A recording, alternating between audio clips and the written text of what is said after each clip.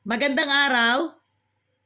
I'm excited to announce or ikwento sa inyo yung isang business partner ko na hindi pa siya umabot ng 1 month. She's also a stranger to me.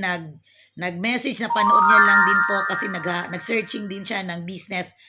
Isang lady guard sa Luzon, okay? Which is sa Fairview.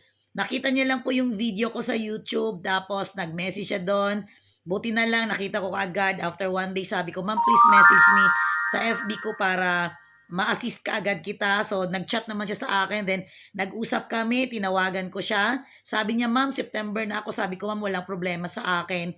Kasi ako already, meron akong system. Ikaw po, sayang, hindi yung pera kasi ang pinakasayang doon, oras." Bakit?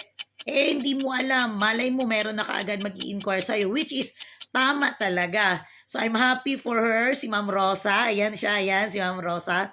Kausap ko at saka ginaid ko through share screen, video call sa messenger. Ganyan lang po kadali kahit hindi siya hindrance ang layo. So, I'm happy for her kasi nakapag-book po siya ng 6 round trip ticket. Manila to Cebu, Cebu to Manila. This coming December po yan. So pag ikaw gusto mo din ang kumita, magkaroon ng extra income, huwag ka nang magpatumpik-tumpik. You can comment or you can message me, "Ma'am, gusto ko din yan." Basta may kapital po ito pero huwag mo titingnan yung kapital, tingnan mo paano ka matulungan in your future or in the near future mo yung negosyo na ganito kasi hindi mo kailangan ng pwesto.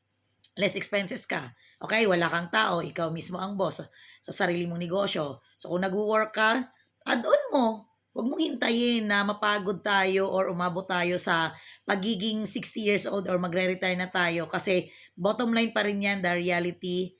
Magtatanong at maghahanap ka rin after your retirement or ma-receive mo yung retirement fee mo, ano ba yung business na pwede kong simulan?